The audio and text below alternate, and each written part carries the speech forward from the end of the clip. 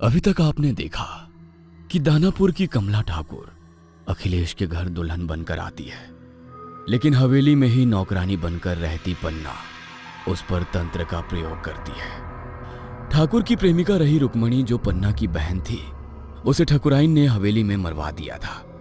रुक्मणी का प्रेत कमला के ऊपर हावी हो जाता है। कमला को बचाने की कोशिश में ठकुराइन की मौत हो जाती है। अखिलेश ठाकुर रुक्मणी की आत्मा से माफी मांगता है।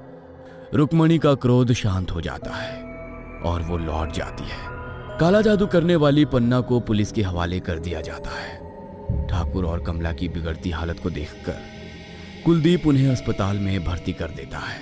अब आगे। वो रात हवेली के ऊपर बहुत भारी थी। कहने को तो आम दिनों की तरह ये रात भी बीत गई थी, लेकिन पिछले कुछ घंटे ने इतने जख्म दिए थे कमला और उसके परिवार को कि आने वाले कई वर्षों में भी शायद ही ये जख्म भर सकेंगे। हवेली की बड़ी मालकिन शशि की उस रात मौत हो गई थी। बड़े ठाकुर अखिलेश और कमला भी गंभीर रूप से घायल थे। महीनों तक चले इलाज और साइकेट्रिक काउंसलिंग के बाद कमला अब पहले की तरह सामान्य होने लगी थी। कमला के ठीक होने के बाद कमला, अखिलेश ठाकुर और कमला का पति कुलदीप अपनी बड़ी सी हवेली में लौट आए थे। लेकिन इस हवेली में अब एक एक पल काटना जैसे उनके लिए सदी जीने के बराबर था। हर पल उनकी आंखों के सामने वही विभत्स दृश्य आते और उन सब की रूह कांप जाती। कोई बुरा सपना आ जाए तो उसे भूलने में भी काफी वक्त लग जाता है, और जो कुछ उन सभी ने खुली आंखों से देखा था वो भुला पाना तो असंभव ही था। एक रोज, बाबूजी, आपसे कुछ कहना चाहता हूं, लेकिन समझ में नहीं आता कहां से शुरू करूं। पता नहीं आप मेरी भावनाओं को समझेंगे भी या नहीं। पिछले कुछ दिनों में इस हवेली में इतना कुछ देख लिया है कि अब एक पल को भी यहां ठहरने को जी नहीं करता। कहने को तो बाबा ने आश्वासन दिया है कि रुक्मणी की आत्मा अब हमें नहीं सताएगी, लेकिन जो कुछ भी इन आंखों ने देखा है उसे भूल पाना इतना आसान भी तो नहीं है ना। मां की मौत, कमला की वो हालत मैं चाह कर भी नहीं भूल सकता। मैं चाहता हूं कि हम अब इस हवेली को छोड़कर कहीं और चले जाएं, कहीं ऐसी जगह जहां कोई हमारा अतीत ना जानता हो। किसी नई जगह जाकर अपने जीवन की एक नई शुरुआत करते हैं। इस हवेली की परछाई से भी मुझे डर लगने लगा है। हर पल मन में यही खौफ रहता है कि ना जाने कब कमला फिर से उसी रूप में आ जाएगी, और इस बार मैं कमला को बचा नहीं सका तो हम क्या करेंगे। मां को खोने के बाद अब किसी और को खोने की सामर्थ्य नहीं बची है मेरे अंदर। जैसा तुम महसूस कर रहे हो ना बेटा, ठीक वैसा ही मैं भी महसूस कर रहा हूं। अपनी आंखों के सामने अपनी पत्नी को मरते हुए देखा है मैंने। चाहता तो मैं भी यही हूं कि अतीत की इन काली परछाइयों से हम कहीं दूर चले जाए, लेकिन कहां जाऊं कुछ समझ नहीं आता। बेटे के कहने पर अखिलेश ठाकुर जल्दी ही हवेली को खाली करके हमेशा हमेशा के लिए वहां से पलायन कर जाते हैं। हवेली के नौकर चाकर, यहां तक कि कमला के मायके वाले भी नहीं जानते थे कि अब अखिलेश ठाकुर का नया ठिकाना कहां होगा। अखिलेश ने अपनी बाकी की जिंदगी गुमनामी में बिताने का निर्णय ले लिया था, ताकि उस दिन के बाद फिर कभी किसी को खबर ना लग सके कि ठाकुर का परिवार कहां है। इधर 10 वर्षों की सजा बिताने के बाद पन्ना जेल से बरी हो गई थी।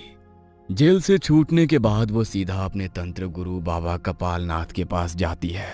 अब क्या लेने आई है यहाँ? आपका आशीर्वाद लेने आई हूँ बाबा। मेरी सच की लड़ाई में सिर्फ आप ही एक थे जिसने हर कदम पर मेरा साथ दिया, लेकिन मेरी किस्मत ही खराब थी कि मेरी अपनी बहन, जिसकी मौत का बदला लेने के लिए मैंने अपनी सारी जिंदगी दांव पर लगा दी, अंत समय में वही मौका चूक गई। लेकिन मैं क्या करूं? मेरे सीने में जल रही ये आग अभी शांत नहीं हुई है। चाहे जो हो जाए, ठाकुर के खानदान को मिट्टी में मिलाए बिना मुझे चैन नहीं आने वाला। उसके खानदान का एक एक आदमी जब तक जिंदा है ना, मैं चैन से मरने वाली नहीं हूं। तो फिर जा, पूरा कर अपना बदला। तंत्र शास्त्र भी यही कहता है कि एक बार जो किसी के ऊपर तंत्र छोड़ दो तो फिर पीछे मुड़कर नहीं देखते। अपनी तंत्र विद्या पर यकीन रख और आगे बढ़, तेरा गुरु तेरे साथ है। लेकिन बाबा, मैं ठाकुर की हवेली से ही आ रही हूँ। वो हवेली तो अब सुनसान पड़ी है, कोई नहीं रहता वहां। तो अब ठाकुर का पता लगाने का काम तेरा है। तेरे पास जिंदगी में और मकसद ही क्या है? अपने जीवन का मकसद यही बना ले कि अब तुझे सिर्फ और सिर्फ ठाकुर को मिट्टी में मिलाना है। कब तक भागेगा वो ठाकुर? आज नहीं तो कल हमें पता लग ही जाएगा कि आखिर किस बिल में जाकर छुपा है वो। इस बार मैं उसके ऊपर ऐसा मंत्र करूंगा ना कि उसकी दुर्दशा देखकर भगवान भी उससे मुंह मोड़ लेगा। पन्ना हवेली में काम करने वाले पुराने नौकरों का पता निकालती है और बारी बारी से जाकर उनके साथ पूछताछ करती है। हरिया की झोपड़ी में। मैं जानती हूँ हरिया, बहुत वफादार है तू ठाकुर का। इतनी आसानी से मुंह नहीं खोलेगा। ये नींबू देख रहा है ना मेरे हाथ में, काला जादू किया है मैंने इसके ऊपर। अगर ये नींबू मैंने तेरे सर पर से 3 बार घुमा दिया ना, तो जैसे जैसे मैं इस नींबू को काटूंगी वैसे ही तेरी खोपड़ी के भी 2 टुकड़े हो जाएंगे। अपनी जान बचाना चाहता है तो बता, कहाँ है ठाकुर? पन्ना, हमने तुम्हारा क्या बिगाड़ा है? अरे छोड़ दो हमें, हम नहीं जानते ठाकुर साहब कहाँ गए। और एक बात बताएं, अगर हम जानते भी ना तो अभी तुमको ना बताते। अरे ठाकुर की हवेली में रहकर 20 साल उनका नमक खाया है तूने। तेरी जैसी नमक हराम तो हमने आज तक नहीं देखी। जिसके नाम से तू बदला लेने आई थी ना, उसने माफ कर दिया ठाकुर साहब को। अब तेरी क्या दुश्मनी है ठाकुर से? हरिया की बात सुनकर पन्ना गुस्से में आंखें तरेर कर उसकी ओर देखती है और जमीन पर सिंदूर से एक लाल घेरा बनाकर उसके सामने बैठ जाती है। उसके बाद वो उस घेरे के अंदर एक त्रिकोण की आकृति बनाती है और उस त्रिकोण के तीनों कोण पर एक एक नींबू रख देती है। एक मुट्ठी सिंदूर लेकर अपने माथे पर लगाती है और फुसफुसाते हुए कोई मंत्र पढ़ने लगती है। एक नींबू उठाकर वो हरिया के सामने आती है और फिर 3 बार वो हरिया के सर पर से घुमा देती है। ये आखिरी मौका है, बोल दे तू, जो भी जानता है बोल, वरना तेरी मौत निश्चित है आज रात। अरे हमने कहा ना, हम कुछ नहीं जानते। हम तो क्या, कोई भी नहीं जानता पूरे गांव में कि ठाकुर साहब कहाँ गए। इतने सालों में कोई पता नहीं लगा पाया ठाकुर साहब का, और तुझे भी मरते दम तक पता नहीं लगेगा कि ठाकुर कहाँ है। हरिया अभी गुस्से में बोल ही रहा था कि पन्ना ने चाकू से नींबू के 2 टुकड़े कर दिए।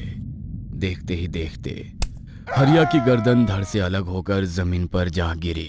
किसी को नहीं छोड़ूंगी, सबको मार डालूंगी मैं।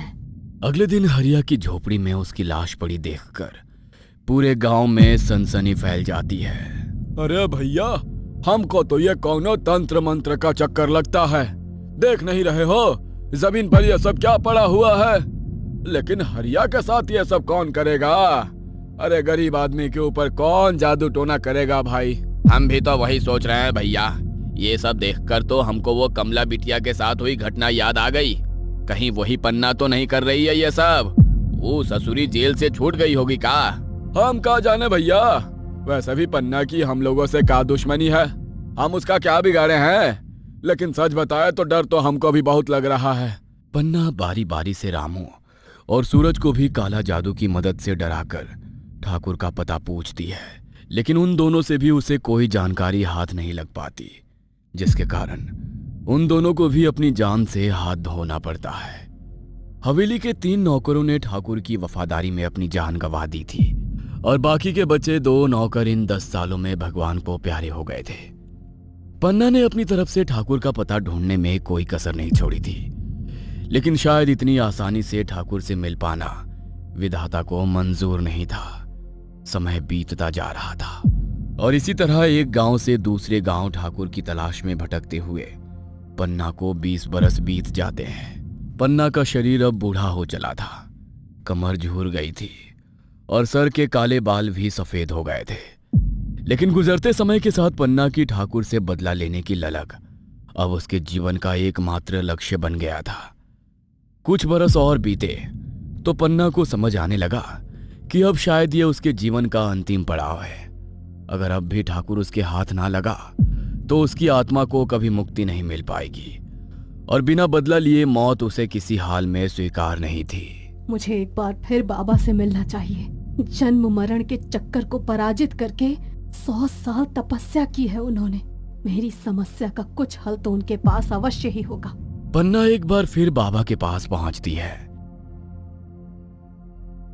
बाबा, शरीर अब जवाब देने लगा है, आंखों से कम दिखाई देता है, शरीर की शक्ति भी खत्म हो रही है, लेकिन मेरे मन की शक्ति आज भी उतनी ही है जितनी 30 साल पहले थी।